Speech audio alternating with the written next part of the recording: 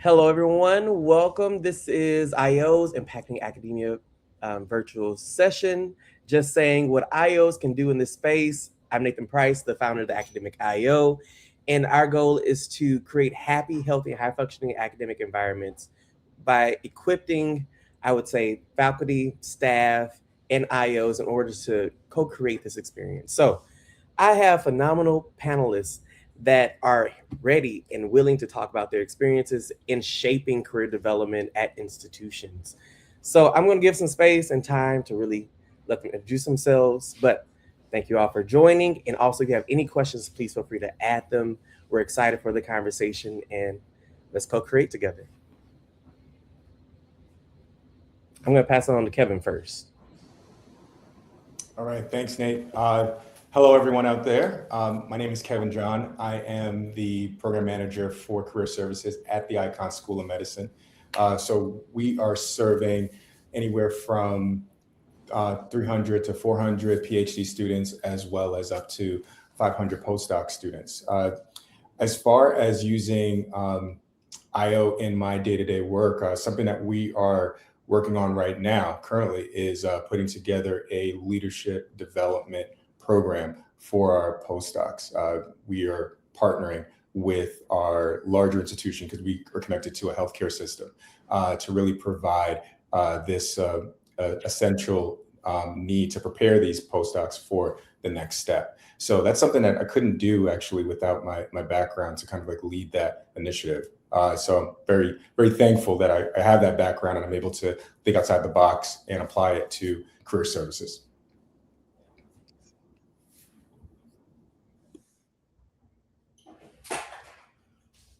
And we're going to just popcorn it on over to Peter. Yes, hi everyone. My name is Peter Riley. I'm at Penn State, but I am a kind of a virtual faculty member. So I live in sunny Florida while I teach in the Master's of Professional Studies in the Psychology of Leadership program. We have a lot of different programs at Penn State that I think are relevant to this conversation. We have everything from the new efforts to actually unionize the faculty to the assessment center that we've created for the undergraduate honor students at the university that applies IO psychology directly. And I'll also talk a little bit about my background at the United States Air Force Academy, where I was formerly the director of operations and then the director of personnel. We had a very diverse mix of faculty members at the United States Air Force Academy, and that mix presents a lot of unique developmental and selection challenges when we look at what our faculty looks like and how we develop them over time. So I think all of these concepts will really apply and hopefully contribute to our conversation here.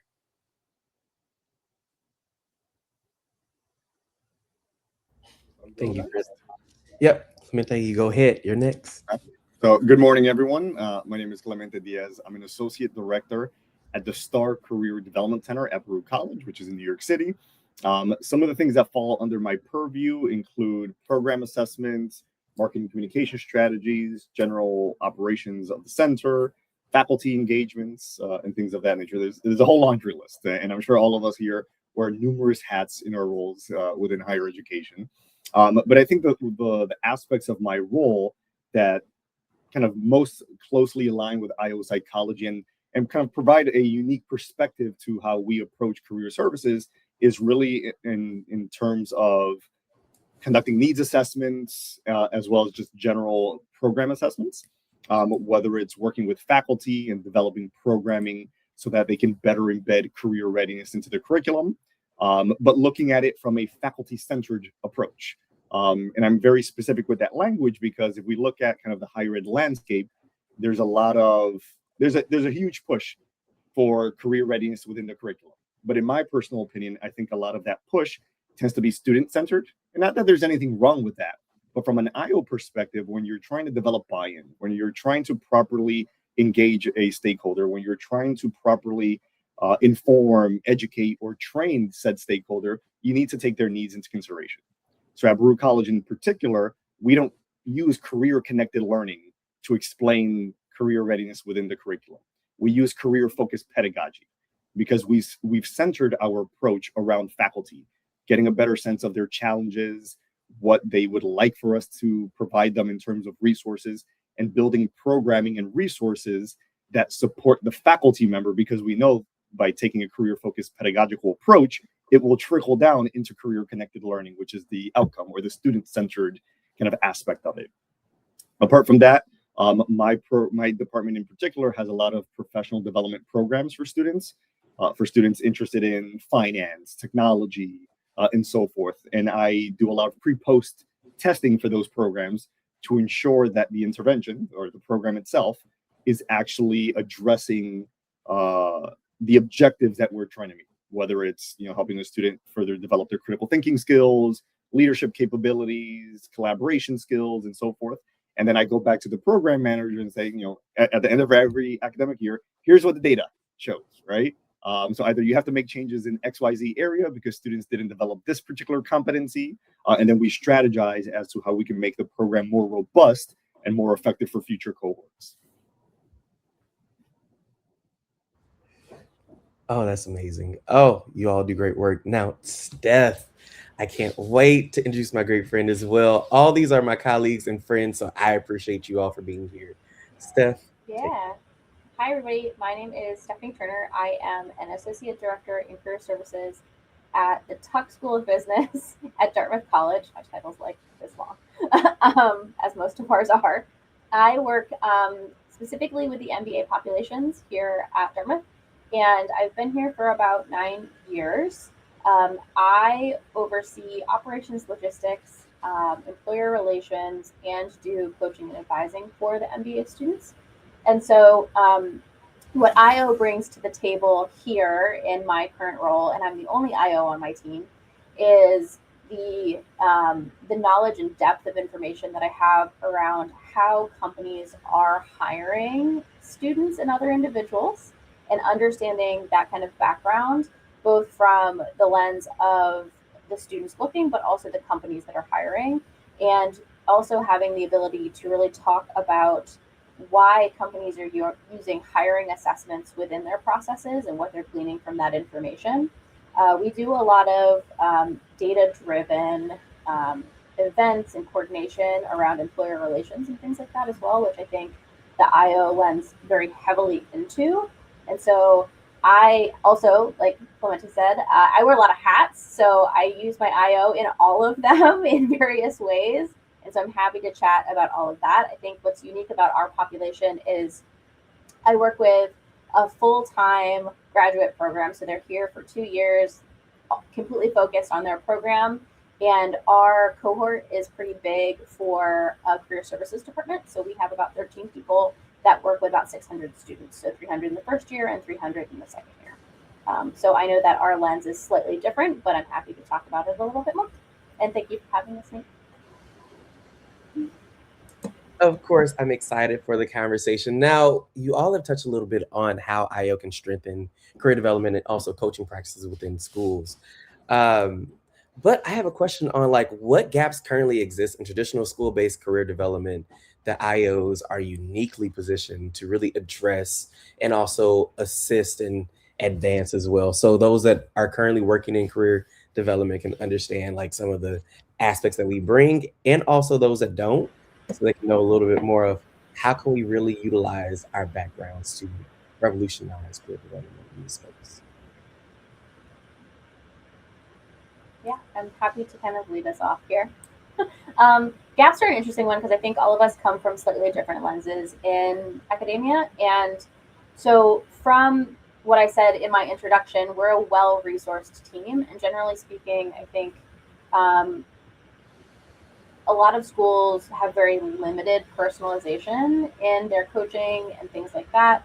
I think where the IO helps in this case is not only in determining how much assistance that each individual student needs, but using the data to back that up and really seeing how that all comes together. And it comes for me because I see all parts of this process, from the calendar development to them getting jobs, using data across all of those different functions. So to create a calendar that works with all the companies that are recruiting in the space, to think about the industry trends and how they're moving and they're changing, how we can best meet our students where they are, and then moving into like the actual data around like the outcomes and what they're seeking and how they're utilizing that information. I think that there tends to be a pretty weak connection between the labor market dynamics and what career services is able to do because of constraints around how many people they have sometimes.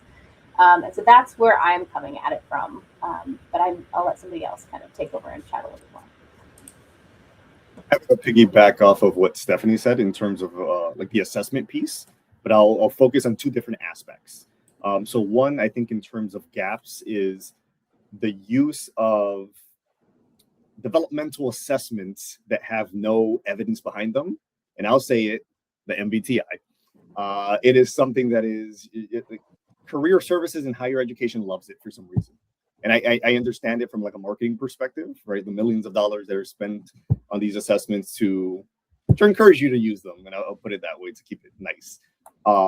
But really looking at, is this something that is beneficial to our students, right? In terms of the output and kind of what the analysis is, especially when there are so many other more robust assessment tools. So that's one area. We're spending so much money on tools that don't really have the impact that we think that they do. And similarly, when we're thinking about implementing new initiatives, always rely, and I say we, I'm talking about higher ed, not necessarily IOs. Higher ed, career services loves best practices, right? And don't get me wrong, I'm not opposed to best practices. I think they're a good starting place. But I think, you know, if you want to use an IO lens, we really have to take into consideration the nuances at our particular institution or particular departments. I know at Baruch College, we're part of the City University of New York, which is a huge system in New York. We have 250,000 students, 26 different colleges or something to that effect. And there's a lot of initiatives that get pushed from the top, right? The university level down. And the assumption is we've created this program and you're just going to plop it into every campus. And long and behold, what happens? Things don't work. You know, it causes more challenges, more issues, right? Instead of looking at it from an evidence-based perspective, right? Okay, we have this model. How can we best implement this at your particular institution, given the stakeholders, the dynamics, the culture, et cetera? And ultimately making sure that we're collecting data on these initiatives, on its effectiveness, getting that feedback to make campus-specific improvements, so that we can make sure that we're best supporting our particular students, because a student at my institution is going to be somewhat different from one of our sister colleges, right? In terms of, you know, my population here at Baruch, or at least from my office, are undergraduate students. So we have 20,000 undergrad and recent graduates that we support, compared to maybe one of our community college schools, which again, those students have, you know, different lived experiences, maybe different challenges and different needs, right? So it's always considering the actual evidence and not going based off of, well, this worked well at this institution, it's going to surely work here. Yeah, that's not how life happens. And yeah, I can jump in and also say, you know, from my perspective, I didn't get to add my introduction, but I'm an office of one. So I'm doing career services and doing employee relations.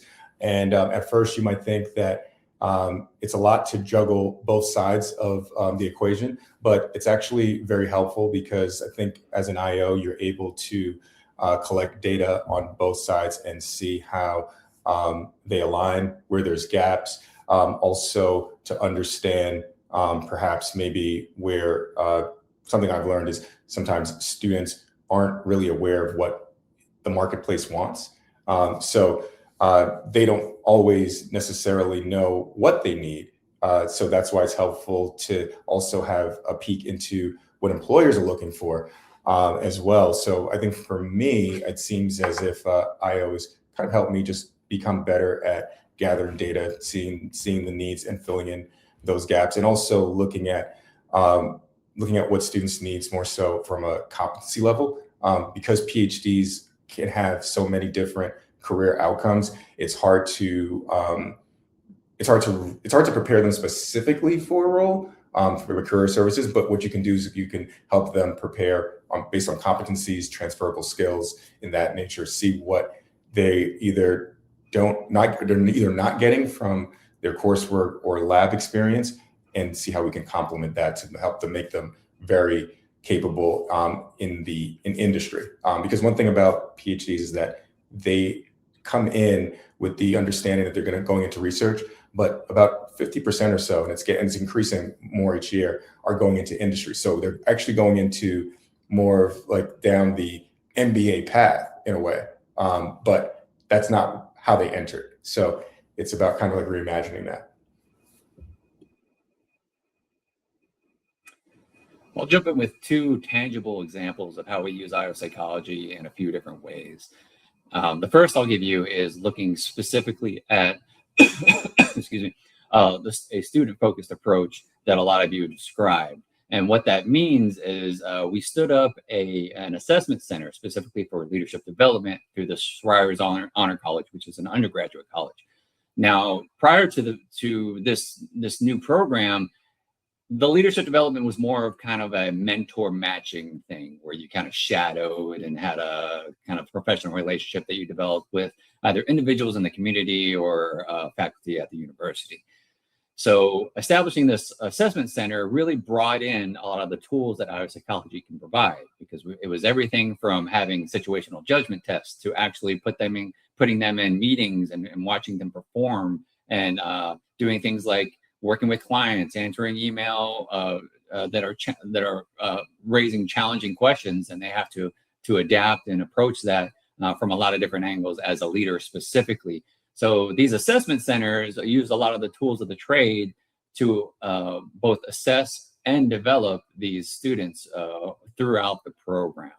The other example I'll give you is more faculty focused. At the United States Air Force Academy, a lot of what our onboarding program looked like originally was kind of the faculty orientation thing that most universities would have. You show up for like a day or two, welcome to the university, good luck with that, right? So the transition that we went to is developing a program that was a little bit more long-term, developmentally based. We even created a kind of a it was a certificate type program where you could earn credits towards an actual certificate by participating in the program, doing assignments, and it lasts about 18 months a year to do this. And what that entailed was you assign the new faculty members to specific senior faculty who had experience at the university for quite a bit of time. And we talked about a range of things, from starting off with how do you manage the student first, teaching focused, research always hats, right? And trading off between those and what that looks like.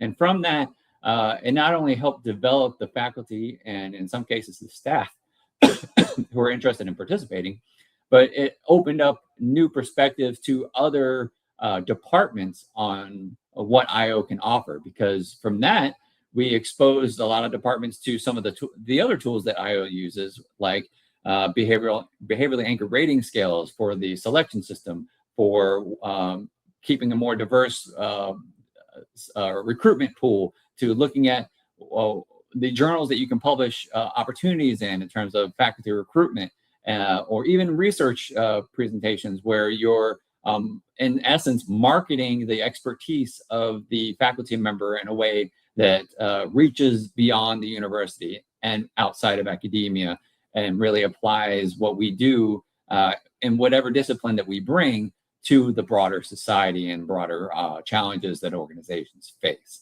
So in terms of IO psychology in academia and beyond, there's a lot of opportunities, and these are just a few of the tangible examples I think that you should hopefully start thinking about how you can inject in either your program or your affiliates.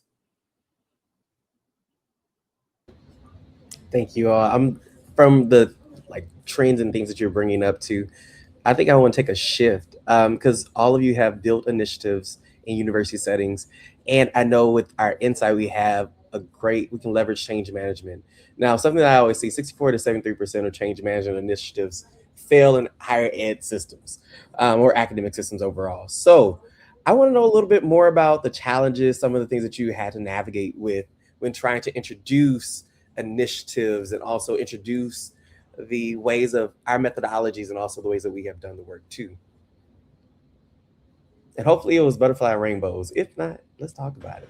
I might be the odd duck here. It was butterflies and rainbows. I know it's rare. Higher ed is a real interesting place because generally speaking, there's a lot of bureaucracy involved. I think that for the Tuck School of Business, we are graced with a lovely director in career services who, when I first was onboarded, not in the role that I'm currently in, but a few tiers down, said, you're coming to us with brand new eyes, and anything that seems awry, ask the questions and we can change it. And if it seems like we can be changed, we should. And if you have information to back that up, that's even better. And so I think that for me coming in, that's been the mindset that my entire career at Tuck has had, is around this, like, always wanting to push forward. And I finished my IO master's while I was in the role, and that's inevitably why I was bumped, which is also lovely.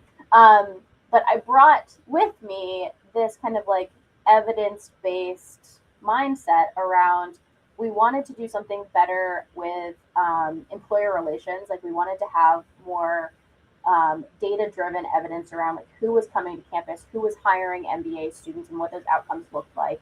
And so as a team, and I can't say that I did this, like as a team, we determined some ways to go about how to do that and how to quantify that. And I know that some schools have like scorecards that they use with their employer relations teams.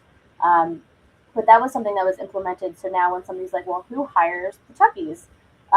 We have a list and the data to back it up and explain why that is like the list of partners. We also generally have a really, really supportive dean. We're a business school, and so I'll caveat that like everything we do is business based. We are an organization. And so back to Nate's previous, like, we are an organization. We operate like an organization. So anytime we have data or information to share with, we call it the deanery. I know that seems like hoity-toity of me. But the deanery, we take it to the deans and they analyze the data that we give them, and they can make informed decisions based on that information. And that's not from me. That's also from like our data analysis person, who's not me. But she and I work tandem quite a bit, and with our director to kind of get more things going. And just generally speaking, I think that's the biggest piece that I think I've brought into this role and into career services, is trying to find ways to help our students better understand, and our other peers here at Tuck understand, whether it's the deans, the professors, or the staff, what we're doing and how we're doing it and why. I think that the IO lens here is super important because we love data. We love data so much. Like, here's why. I can show you the charts. It's amazing. But I think that that's kind of our motivation around what we're doing. But it was sunshine and rainbows. Sorry for those of you who don't have that experience, but there are ways to kind of get around that too.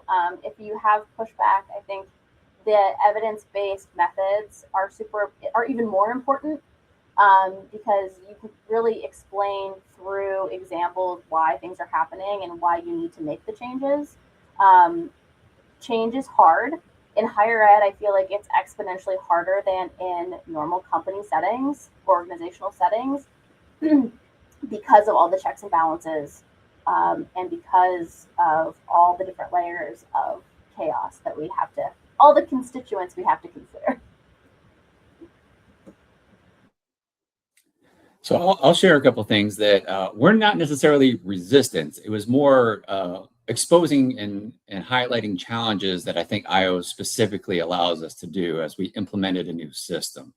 I've been with Penn State's online program for 7 years now. And when we first started out the program, there was some unique design challenges that made it look a little bit different from your traditional classroom, right? It's a graduate program. All of the students in the Masters of Professional Studies are working professionals. They have to have at least 2 years of applied experience before they can even apply and be considered for the program. And so when you're talking about education and you're talking about content for the course, it's very much that. It's content focused. What are the components that we'll add? What are What are the studies that we'll include? What are the readings look like? What are the learning objectives? When you're looking at a program that's a little bit more applied, where you're combining the academic rigor along with the practical application that these working professionals are expecting to see, IO psychology can really get in there and provide some insight, because what we switch to is a little bit more competency-based type of teaching, where you have the curriculum, of course, but then also at the end of the day, we say, okay, what is the competency that we need to develop through this particular course and the broader program, so that when we create this constellation of courses and ultimately graduate a master's student, what are the competencies that they walk away from that program having that they didn't have when they started? And that's particularly important for people who are working in organizations who want tangible skills to apply directly to the problems that they're facing each and every day.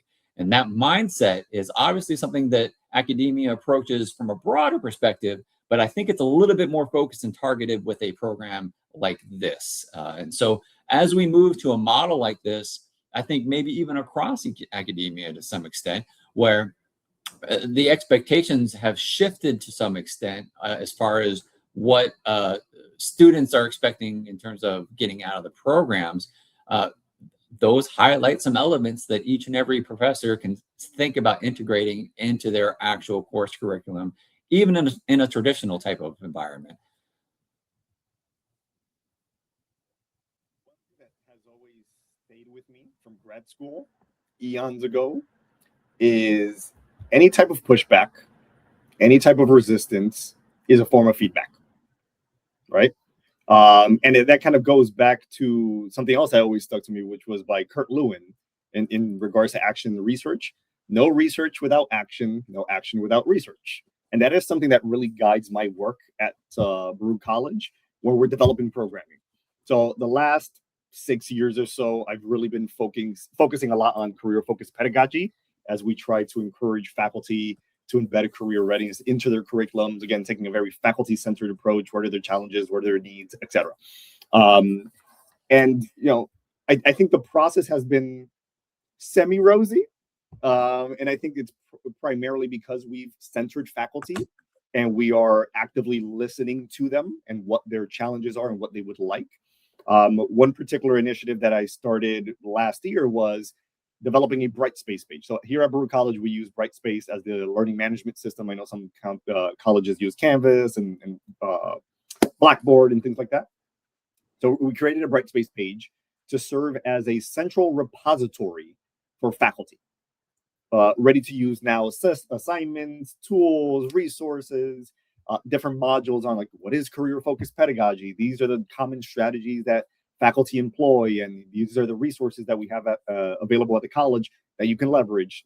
I could do a whole presentation, but for the sake of time, I won't. Did all that, super robust, spent a lot of time, energy, and effort. And we've had relatively, positive engagement on behalf of faculty. But we've also had some faculty like, I'm not going to do this. I'm tired of, asynchronous trainings. I don't want to be online, etc. Someone else might, without maybe an IO lens, might be like, all right, well, I guess that's a lost faculty. We'll focus on the ones who are engaging. But again, kind of using that mindset of that comment is a form of feedback. So that individual or those individuals have a need. How can we develop, either enhance the current programming or develop new programming that would address that need? So as we kind of went back to the drawing board, we've made changes to the Brightspace page as we get feedback from faculty, but we've developed kind of supplemental programming or initiatives as well. Something that kind of spun off that is, so I'm a member of the Society for the Teaching of Psychology, and they have a blog called This Is How I Teach. So that kind of inspired me to create a blog called This Is How I Incorporate Career Readiness. And what that blog series, which is now award-winning, not to toot my own horn, what that blog series does, it highlights what faculty are doing in the classroom. It centers faculty again because it's their voice. So we're highlighting them. We're kind of stroking their ego slightly, right? Like talk about all the great stuff that you're doing and how that's benefiting students. But it's also encouraging other faculty by providing resources, encouragement, motivation, and so forth. So instead of hearing it from me, and even though I teach at the college, I'm the career services guy, right? I'm not the faculty member in the psych department. Instead of hearing it from me, they're hearing it from individuals in their own departments. So we've had faculty in natural sciences, psychology, English, modern languages, computer information systems, all write blog posts for us. And to date, that blog post has had more engagement than our Brightspace page. So, and it's kind of, again, taking a different approach to address the needs of some other faculties who may not want to go on online training, which I understand. But how can we come up with an initiative that is still going to convey that message or that information to them? So again, no action without research, no research without action. And always remember, any type of pushback or resistance is feedback. Now, what you do with that feedback, that's another story. And I'll just hop in very quickly. All those examples were great. I am experience-wise in higher ed. I'm the baby in here. I've been in higher ed for 2 years. So my experience with change is limited, but I still want to share it because I think it'd be important for some of you listening. So I came into this role, and this role had been vacant for maybe close to. It was vacant multiple times, but let's say like over the year, it was vacant for probably like 9 months, let's say, right? So they had a lot of change here with personnel in this role. And then I joined the organization. So for me, it was really trying to get faculty to look at career services, number one, as an integral part of students and postdoc development, because they're thinking, well, this service hasn't been really functioning for almost a year. So how important can it be?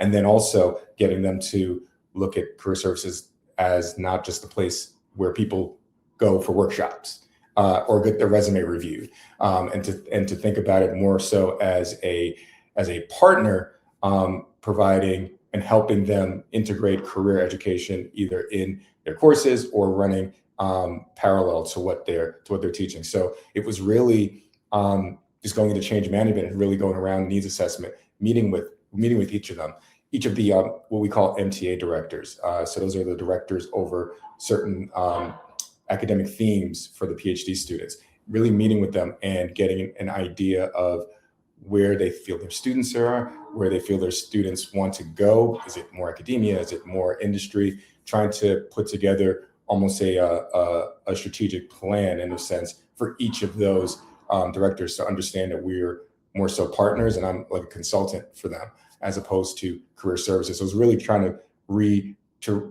get them to think differently about our relationship, and see myself as a consultant. So it's really I really thought of it as putting on like an OD hat and saying, how can I present myself in that way? So I think that adds a little bit to the credibility that, and it's how they see you as a partner. You all have built the influence to really structure these changes and also trying to make sure that you also have the great connections too. So I love this. I love the synergy and energy. One question that I have is looking at like the current labor market realities, and also what are some things that you have shifted within the current work to match that? Or are you shifting? Were there any pivotal needs at this moment too, out of curiosity? We are, let's be clear, the labor market is horrible. If we're all completely honest with how the outlook is. So I'm specifically looking for MBA level. I know that also most of you are master's level equivalent as well. I think right now for us and for a lot of MBA programs, because we do all talk, the focus really is just quantity of options and like finding as much as we can to get in front of our student populations, with varying degrees of skill matching. So we've been talking to students a lot around what they can be doing to highlight the skills not only that they've had in their previous work. So Tuck students come in with 3 to 5 years experience before coming to Tuck. They normally do an internship in between their first and second year, not required, but most of them do, and then they get the full-time roles following. And so we're working kind of both with the people still looking for internships and for those looking for just-in-time, like full-time hiring. And so we're also having them leverage skills that they've gained while here at Tuck. And I think it's as part of like the coaching side of IO, like being aware of all of the different lenses that you can put on yourself. And so they're MBA students. They have all of the project work that they've done while they're here during their MBA, all the small group sessions, all the cases that they've run through. They're looking at all of the volunteer things they've done. If they're part of clubs, how they've integrated the clubs into their kind of network. We are trying to just have them look at everything, the full breadth of set and capability, and apply those to all of the roles that might be available. So from a career services mindset, career development mindset, it's really like, okay, we had a plan A. That might not have worked. If it did, amazing. What was your plan B, C? What are your motivations? What do you want to do? And we might have to pivot slightly. I think part of the IO piece here is really around the business development side of things for employer relations for how I operate. And so really pulling information on like companies that students are interested in and companies that hire in the MBA space, which are not always the same thing. If roles that are not specifically MBA focused, could they be? Talking to our alum populations and trying to source more things that way. So we are, we're in an okay spot. There's some schools that probably aren't, but we are building and building, and we report about 3 months post grad. They grad in about a month. So we're going to continue to collect data and help them through their job search until then, and then they have lifelong career support through Tuck Career Services as well. We have a person who does that, and she is a godsend. But I think, you know, right now, I think even just acknowledging the market is a bit much right now. It's not great for any level, and just finding ways to navigate that that's still clear in our boundaries of like, we want it to be, you know, data driven. We want to still put them in roles that they are capable of doing with their skill sets and having them acknowledge their full skill set breadth. Where Tuck is coming at it from. Rook. So we're primarily a commuter campus. So all the 16,000 plus undergrads we have, generally speaking, come and go, right? They have jobs during the day. They're going to class. They have other commitments. So we need to make sure that we're flexible and that we meet students where they're at. And we do that through two primary approaches. One, which is the faculty, which I've spoken about several times today, but making sure that we're engaging faculty to embed skills attainment into the course, or better said, to make it more explicit. Because I would argue students are developing skills, knowledge, skills, and abilities in all courses. Now, whether a student's able to identify said skill and articulate that skill, that's a different story.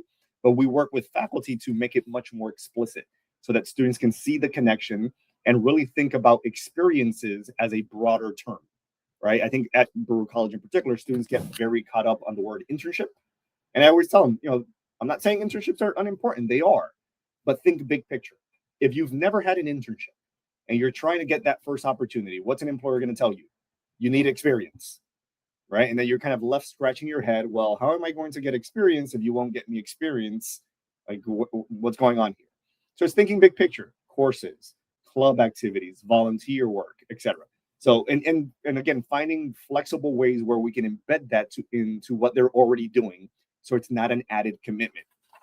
Because I'm sure, for all of you, even at the graduate level, you probably see this. Most students don't go to the Career Center. Right? For a variety of reasons, but they go to class, right? So the more we can embed it into the classroom, the easier it will be for them to make that connection. On the student side of things, it's working with organizations that can help us bridge that gap by providing asynchronous training, exposure, etc. So we work very closely with an organization called Forage. that helps students gain a realistic job preview of different industries and different professions. And each of those asynchronous simulations allows students to do the work of an investment banker, of someone who does IT or marketing, whatever, right? And then we work with students on how to translate that experience, right? Big picture, that experience onto their resume. So at the very minimum, they have a talking point. They can kind of elaborate on how they've applied content knowledge into a realistic setting. And then when we're kind of bringing that back into the faculty so they can hopefully incorporate that into their curriculum, is using different language. So for a kind of non-IO faculty, I'm not going to say, well, this is going to provide students with a realistic job preview. They're going to be like, what the heck are you talking about? Right? It's, hey, this is an authentic assessment, which is the kind of teaching and learning language for these type of experiences, right? So we also have to make sure that we're being mindful of terminology, jargon, and that we're engaging in proper communication with these stakeholders to gain the buy-in to kind of further assist our students again with that skills attainment, which unfortunately is the way of the workforce now. More and more employers are looking at tangible skills, not necessarily a major or a discipline, but what specific skills the students bring. So we want to make sure that students are able to leverage both, right? What is the uniqueness that you bring with an IO Psych degree? But more specifically, what are the skills that you're bringing through that degree and how it can be advantageous to you in this particular role that you're applying for? I'll highlight a few things that I think specifically IO psychology can really flesh out as we face some emerging challenges, specifically towards the career and job market. So when we look at academia and the design and the composition of the faculty, over the last 10 years, we've really ramped up this switch to moving from a traditional faculty structure with tenure track to something that's a little bit more of a combination of adjunct faculty, limited term faculty, and fewer actual tenure track positions. And that is state-based, based off of funding, policy, and some other considerations that drive those things.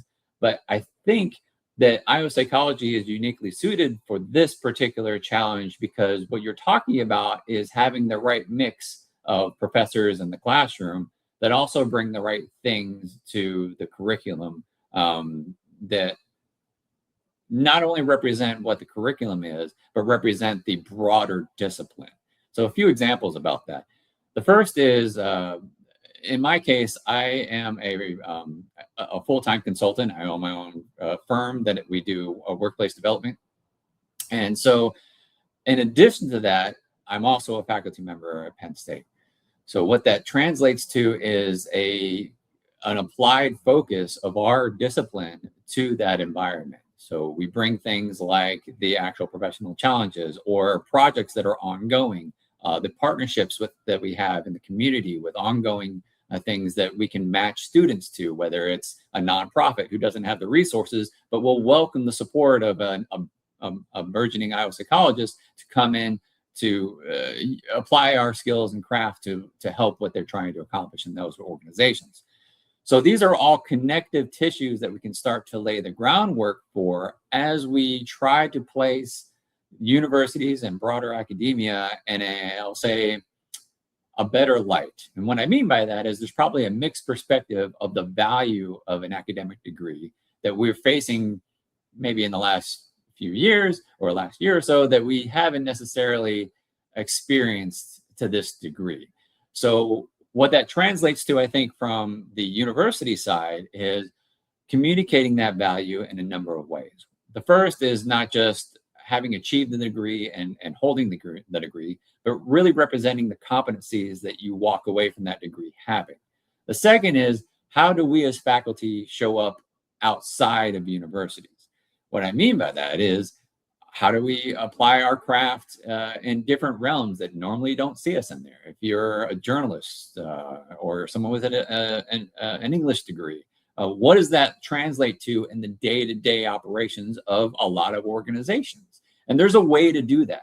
So we're really communicating our value by the ways we participate in these types of opportunities. And some of those opportunities we ourselves need to create. and be kind of forward-leaning with how we are integrating both external things to the university and internal things and programs that the university has. That could be anything simply from practicum programs that are part of a graduate school or IO curriculum that you come in and apply your degree in craft to real tangible working programs. That gives you a number of things as you enter the job market.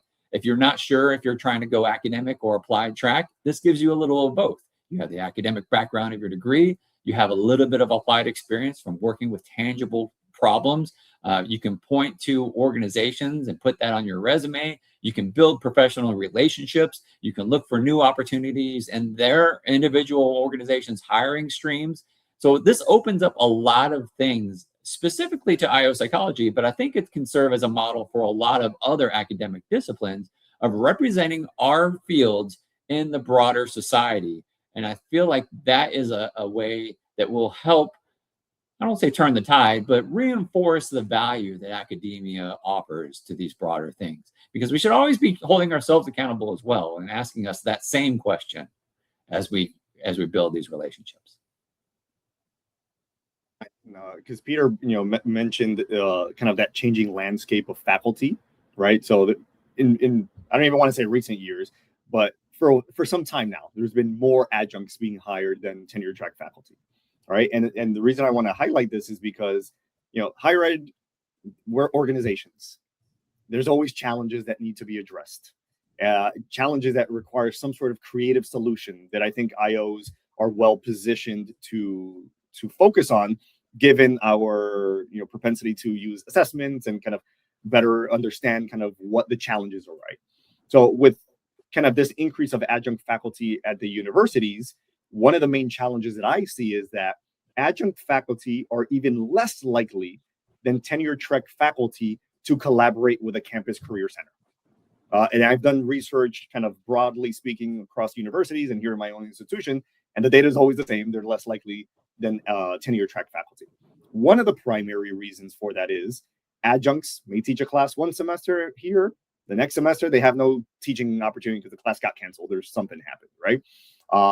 They don't get compensated for doing trainings and extra work, right? So sometimes it's a matter of, again, kind of assessing what are their challenges, what are the needs, and also how can we serve as advocates for these stakeholders, because it's going to be a mutually beneficial relationship. So I know here at Baruch College, some of the things that I've done is advocating for training initiatives that actually compensate faculty to embed career readiness into their curriculum, right? If we're generally, as an institution, committed to this, then we need to properly address one of those challenges. Also, look at finding loopholes, for example. So, all faculty have to have office hours. And I found out within my university, faculty can actually commandeer a certain number of hours out of office hours for training. So sometimes it's like, hey, did you know you can offer one less hour of office hours this week and do this training that's going to help you for your own development and hopefully make a case for you as to why you should have that teaching opportunity next semester. We'll write letters of support for faculty, kind of outlining the work that they've been doing with us and how it aligns with the institution's kind of broader objectives or plan for students. Again, all that to say, there's always these challenges that are going to arise. And as an IO within this space, what's going to be most important is how you're going to navigate those challenges and what approaches you're going to take. And hopefully they're evidence-based approaches that you can then leverage that data when you're speaking with your directors, the deans, the provosts, etc., to show the actual impact versus, I think this is what's going to work, because let's be honest, a provost is not going to worry about what you think is going to work. They want tangible outcomes or potential outcomes that are going to move the needle towards whatever their objectives are.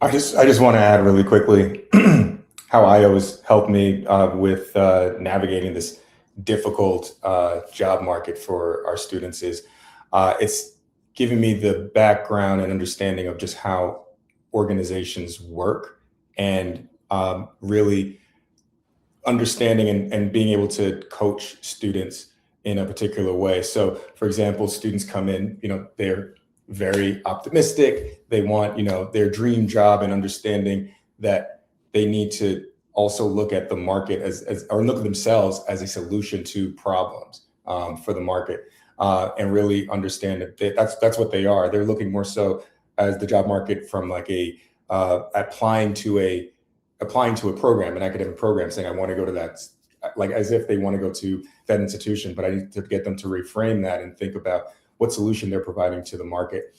Something that we've done is we have spoken to alumni, and what we've found out is that one of the best ways right now to make our PhDs very very attractive is to have them be in environments where their PhD in biomedical sciences is something that makes them unique, as opposed to something that makes them blend in. So, for example, by using that as like our guide, we've tried to introduce different career options that people know about, but they may not have considered because they don't think that their background aligns with it. So, for example, we've introduced PhDs to positions in equity research. A lot of them say, well, I don't want to do finance. Then we bring in alumni to talk about their experience in equity research. But we don't bring in alumni that are just doing equity research. We bring in alumni who may have done equity research, transitioned back into science, so that they can see that where they start is not where they actually end up. So we want to give them that full picture, so they understand that the career path is a very winding road. But like I said, part of this is really just understanding how organizations work and realizing that some roles are, I don't want to say forever, but some roles are you're dedicating yourself to that path, whereas other roles are actually setting you up for success to potentially move back into science. Because what we've heard is that some people actually go into equity research and they said that they actually feel like they got an MBA. They got paid to do an MBA. Don't worry, Steph. We'll get people to still come to your program too. But some people say that they feel like that. So I think that it helps me understand how organizations work. And by that, I'm able to coach them not just as where they want to go, but also understanding how the labor marketplace works as well. And I think that perfectly kind of dovetails to this idea of IOs in higher ed, right? How are we uniquely positioned to make a huge impact in higher ed? Or conversely, using kind of Stephanie as an example, IOs going into traditionally MBA related environments. Kind of the fact that we're trained as scientist practitioners, right? How can we leverage that in higher education in a traditional MBA setting that sets us apart from those who are already within the typical system, right? And the skills that we bring, our knowledge base, our understanding of human behavior, of workplace dynamics, of organizational development, performance management. The list could go on, right? Even Nate himself worked in higher ed in the HR function. And I think oftentimes, IO graduates, they're narrow-minded in I want to go into X, without fully understanding that organizations are everywhere, right? Higher ed has just as many problems as corporate America, if not even more so. And we definitely have much more politics and bureaucracy that needs to be navigated, right? And, I would argue, and obviously this is somewhat biased, right, because of my background, I think we're probably better suited to navigate those waters than someone with a master's degree or a doctorate in higher education administration, right? Because they've been trained on how the system operates and to kind of already function a certain way within that system. And we're coming into it with just completely different mindset. How are we going to fully assess and understand what's happening here from a psychological perspective, and then make the appropriate and necessary changes? I love this. I love this whole conversation. And also something after this, we'll be trying to pull some resources, but I have two thoughts, and we can do like a speed round. I know we only have 6 minutes left, but for those that have limited resources to like guide their career development services at their institution versus IOs that are trying to start to like bridge their pathway into this, what are some tips that you may want to give to both parties and how to advance or start today? Because I know we learn throughout the time period and through, I'll say, through our lifespans, career spans as well. So let's I want to know who wants to go first, and then we'll probably let everyone like give their insight. But I'm excited. Thank you all for coming. I know that I want to just say that before we end, but all right, who wants to go first? The lack of resources, kind of part of that question. In the research that I've done with faculty, one thing that I've come to understand is that, and I want to use this loosely, so please don't kill me. There is no such thing as lack of resources. All right, pause. Oftentimes, it is a perceived lack of resources. Right now, don't get me wrong. Some institutions are underfunded, right? But that said, that doesn't mean that there are external resources, partners, stakeholders who are willing to engage. Right? Baruch College, I want to say in some aspects, some departments are well funded, some better than others. But in all of my years in higher ed, 15 plus years, I have always been able to find some stakeholders, some external partners, someone who's willing to assist, provide support to our students, come do presentations. They have a platform and they're allowing us to use it for free. It just takes time, energy, and effort to find those resources, right? So I think when in doubt, ask questions.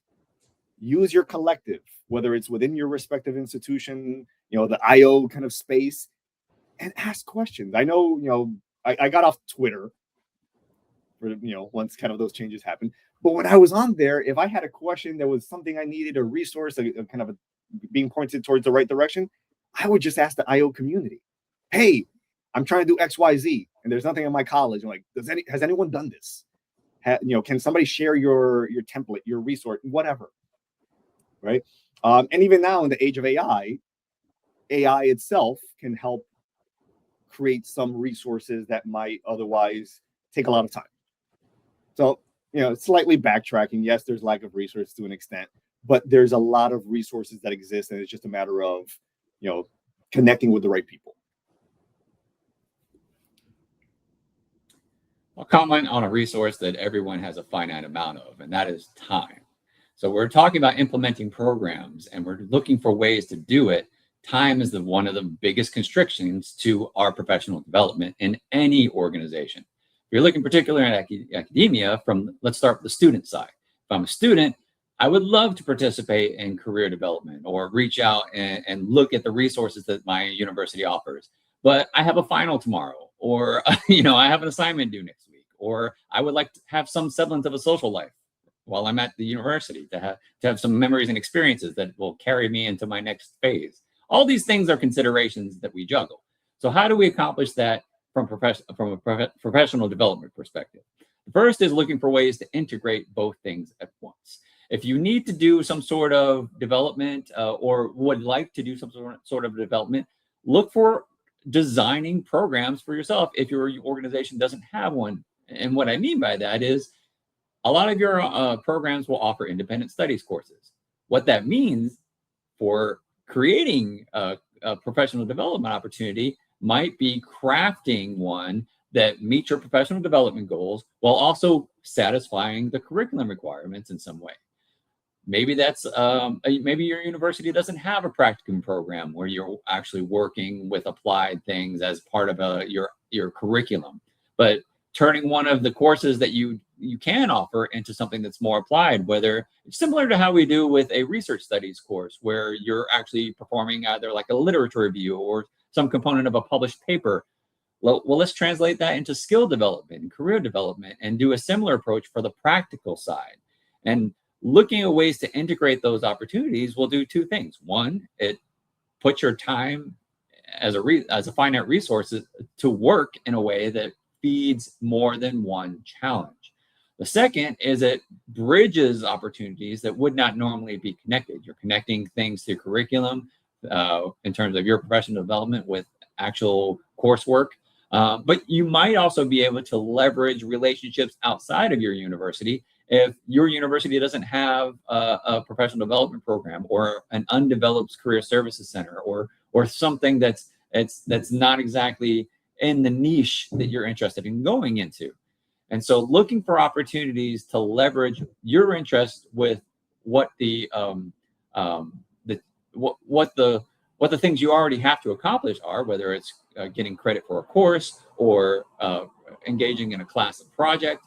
These are all opportunities to integrate together so that we still get that professional development while we're going through the academic learning experience.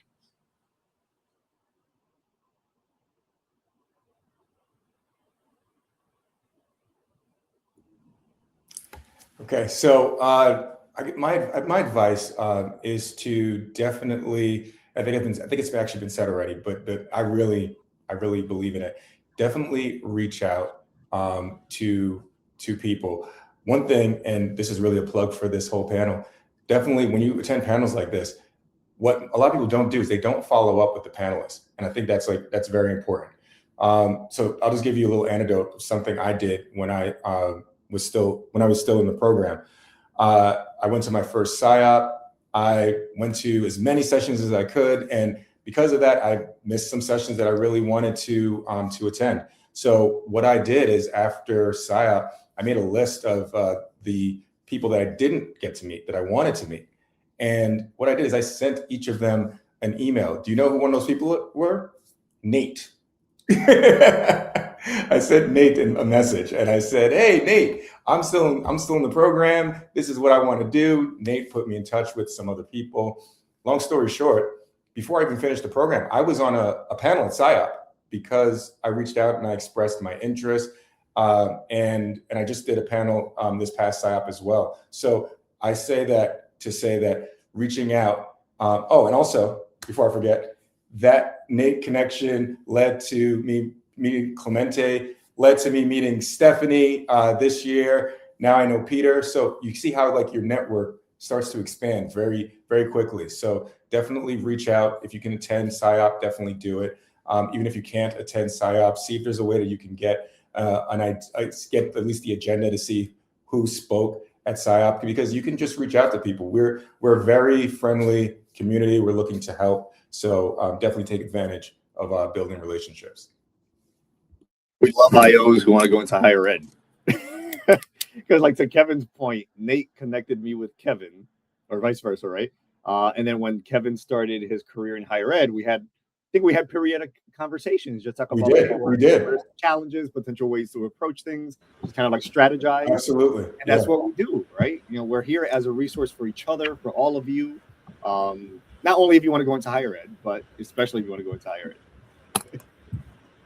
I'm just going to say ditto. And thank you to Nathan for creating this community and keeping it alive and continuing to introduce all of us to each other.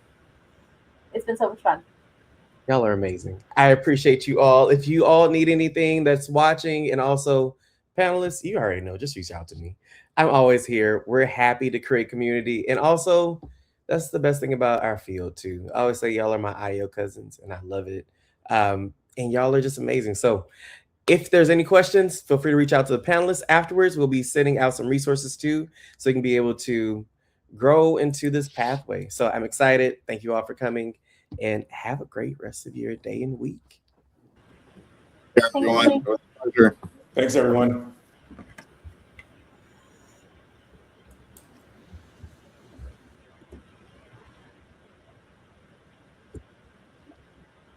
See you, Steph. Oh.